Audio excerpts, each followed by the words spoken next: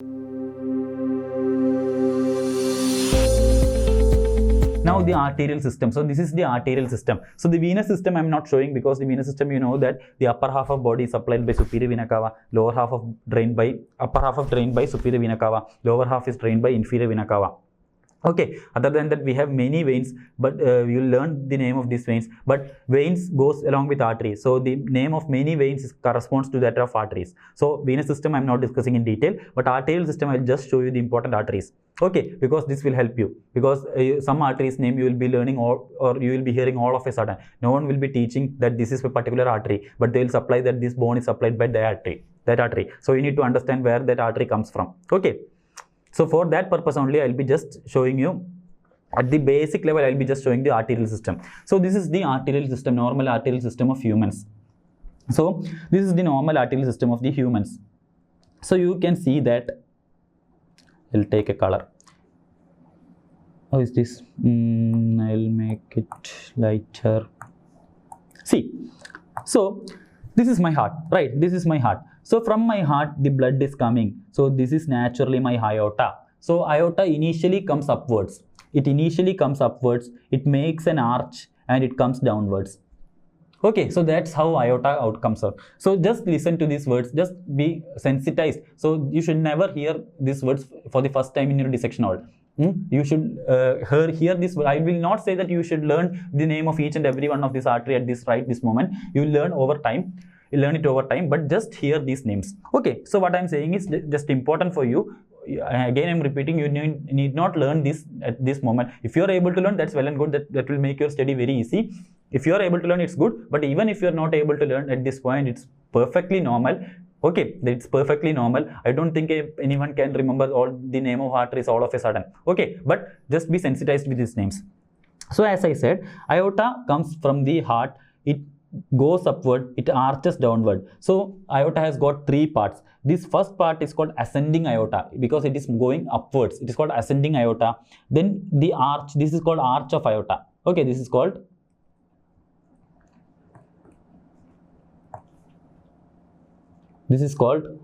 arch of aorta.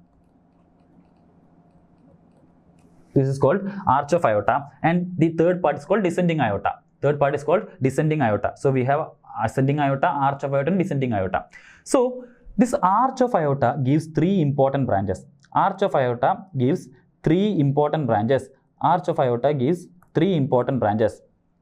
the right side, it gives one branch called the brachiocephalic trunk. And the left side, it gives two branches. One is called the common carotid. And the second one is called the subclavian. Where are they marked this? So from the arch of aorta, we have got three important branches. Okay, so first let's mark, this is my right side and this is my left side. Okay, this is my right side and this is my left side. Okay, so we have told that from the arch of aorta, we have got three important branches. And of these three, only one lies on the right side and two lies on the left side. Okay, of these three branches, only one lies on the right side and two lies on the left side. The branch lying on the right side, that is called the brachiocephalic trunk. Even though it comes in this side, you can see that brachiocephalic trunk has been marked here.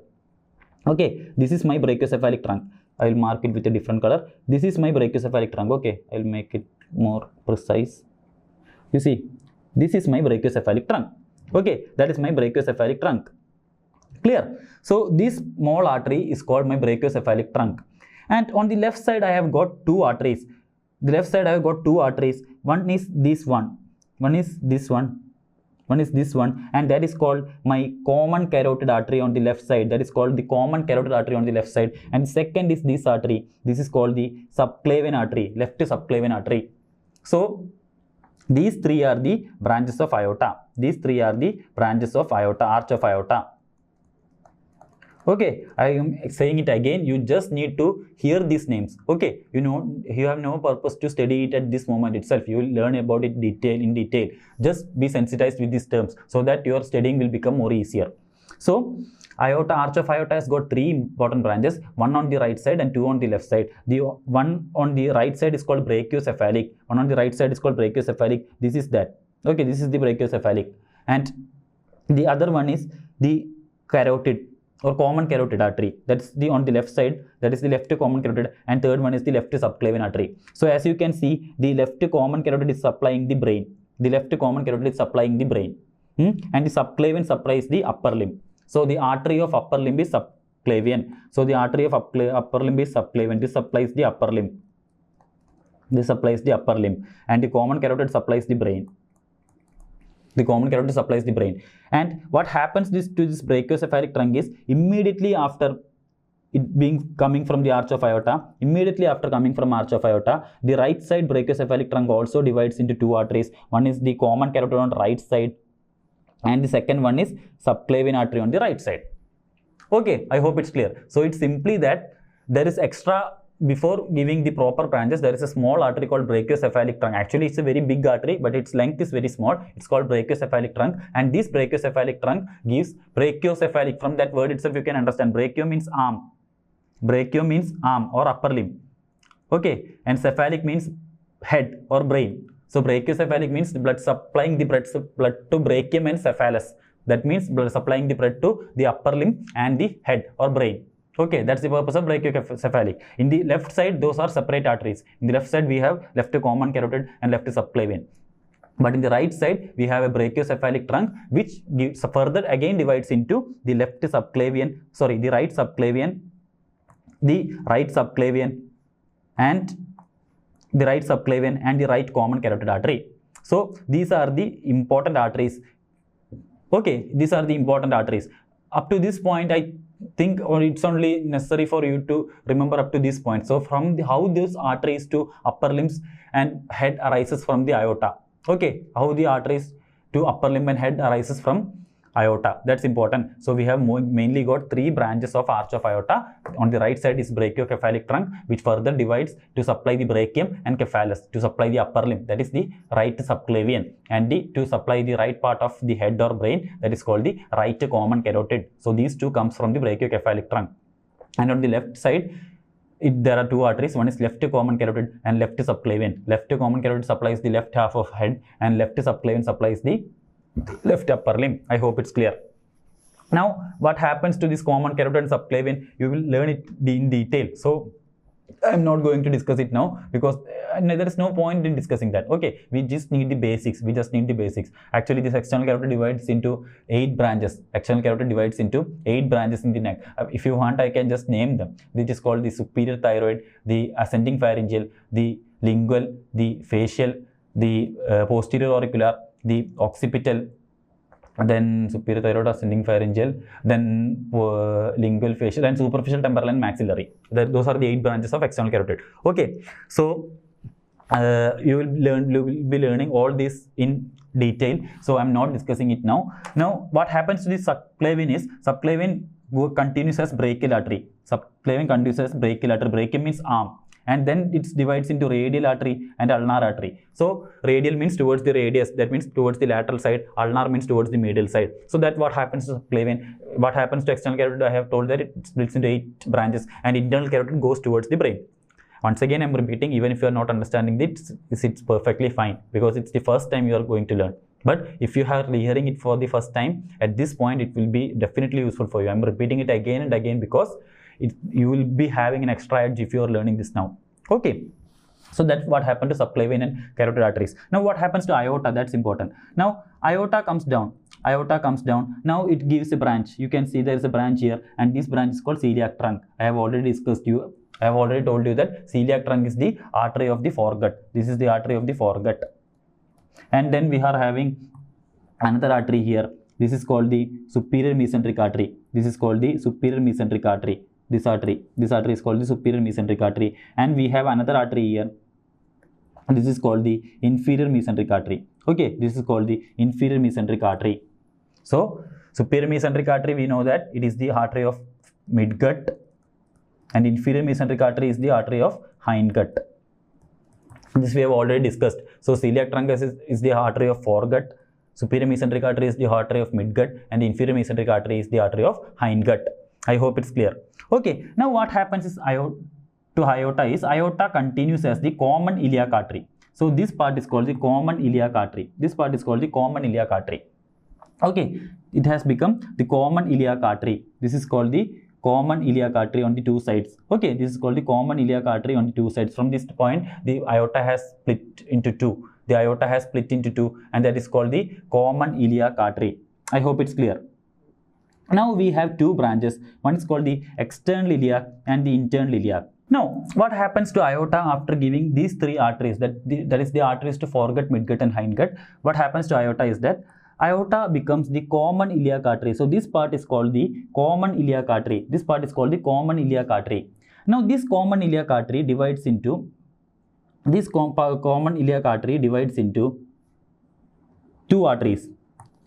This artery is called the internal iliac artery that supplies the genitals, or it supplies the pelvis, and the other artery going towards your lower limb. So the artery of lower limb is external iliac artery, that is called external iliac artery. So aorta continues as common iliac. All those are iliac arteries. Okay, all those are iliac arteries. Aorta continues as common iliac artery. This one. Okay, this one.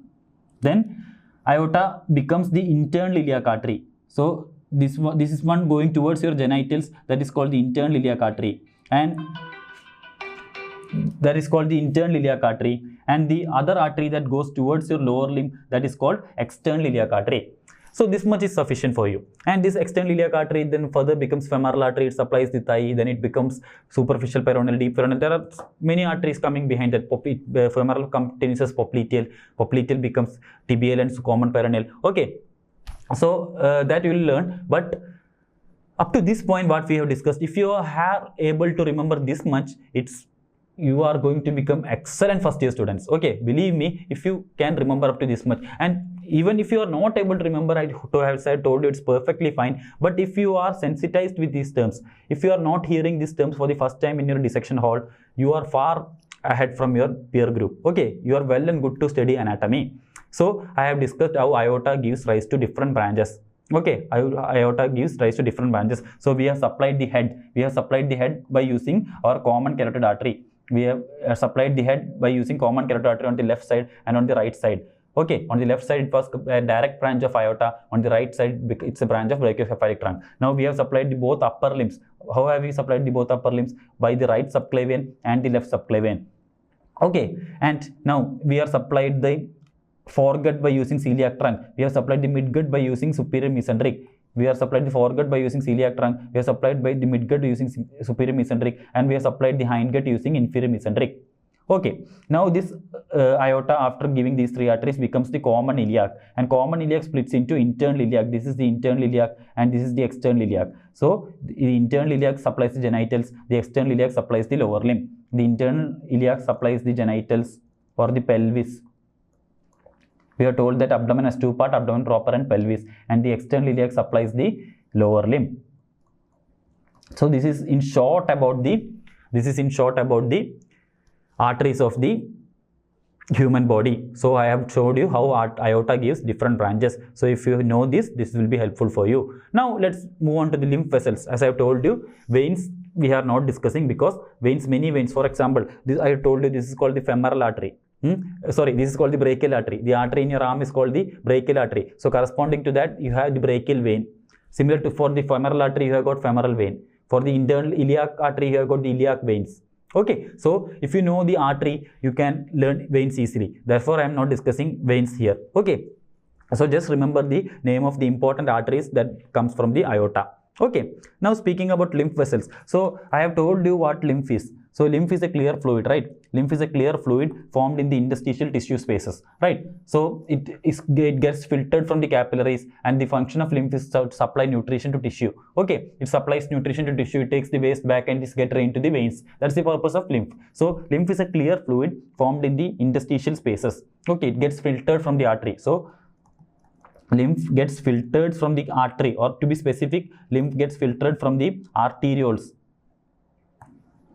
Lymph gets filtered from the arterioles, and so lymph gets filtered from the arterioles and it goes back to the venous system. How? We'll learn it later. There is something called a thoracic duct which carries the lymph from the whole part of the body, and it drains in between the right internal jugular and right subclavian vein. Okay, how lymph drains back to the venous system, that's not important. That you will know, that's important definitely for a first year MBBS student, but at this point that's not important. There is something called a thoracic duct. Thoracic duct carries lymph from the entire body and it drains in between the junction of subclavian and internal jugular vein. Okay, that you will learn, but just for the basic purpose, learn that lymph gets filtered from the arterioles. Its function is nutrition and excretion, and it drains back to the venous system. Okay. So that's what I have discussed. The lymph is transported centrally to the large veins in the neck by the lymph capillaries. Okay, so the veins in the neck veins the subclavian and the internal jugular. Subclavian is the vein from the upper limb, internal jugular is the vein from the head.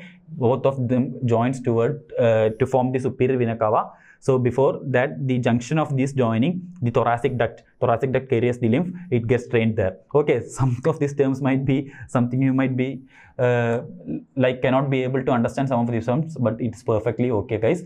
These are all new terms, but we are trying to build the basics here. Okay.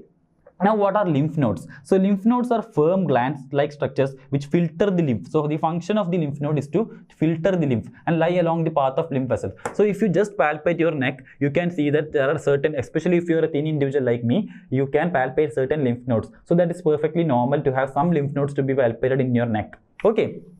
Some lymph nodes in your neck, if their size is small, it is perfectly normal. So, these are small, firm gland-like structures which filters lymph. So, if there is some infection, some huge infection in your body, or if there is some diseases like cancer, that is malignancies, then your lymph node is going to get enlarged. Okay, so those are called lymph nodes. So, the function of lymph node is to filter lymph, and these lymph nodes get enlarged in certain infections and malignancies. For example, the infections like tuberculosis, lymph nodes get enlarged, and in malignancies, like that means cancers also, lymph nodes get enlarged. So, I hope it's clear what are lymph vessels, what is lymph node. Okay. Now, speaking about the nerves. So, as I have mentioned before, nerves appears as whitish coats. Okay, nerves appears as whitish coats. Artery also appears as white. Artery also, when you start dissecting, artery also appears white. Vein is usually a bit darker. I won't say it's completely darker, but it's a bit darker than artery. When you see veins, it will be a bit darker than artery. But the major difference here is artery is not that collapsible. I would say it's semi-collapsible. Okay, I would say it's semi-collapsible, but veins are easily collapsible. Veins are easily collapsible because the thickness of there is no much thickness for the walls of the vein, but arteries are semi-collapsible. The arteries walls are thick because it has to sustain high blood pressure. Okay, but artery is also white in color. Nerve is also white in color, so you can get confused. So you may just try to collapse it. That's a trick. Okay, actually you should identify it by the anatomical position. Okay, actually you should identify it by the anatomical position. But even if you are not able to do that, just try to collapse it. Okay, even if it is completely collapsible, it is vein. If it is semi-collapsible, it is artery, and if it is non-collapsible, it is a nerve.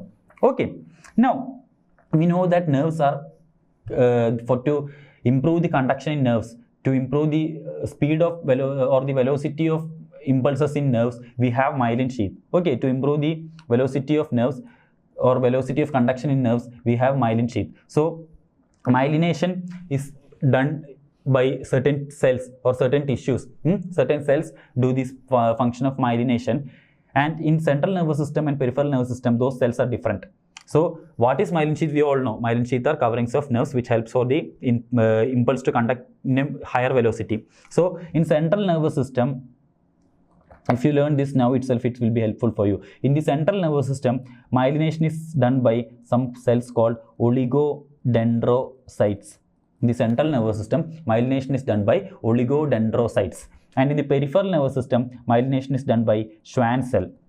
I think this term is there in NCERT biology, so you might have heard the term Schwann cell. So, Schwann cell helps in myelination of the peripheral nervous system, and oligodendrocytes helps in the myelination of central nervous system. Okay, oligodendrocytes helps in the myelination of central nervous system, and Schwann cells helps in the myelination of peripheral nervous system. Okay, now what are afferent and efferent nerves? You all know this. What are afferent and efferent nerves? Afferent nerves means those nerves carry impulses towards nervous system or towards the CNS, and efferent nerves are those impulses which carry from nervous system. We all know this. So afferent are those impulses that is carried towards the nervous system, and efferent nerves are those impulses that is carried from the nervous system.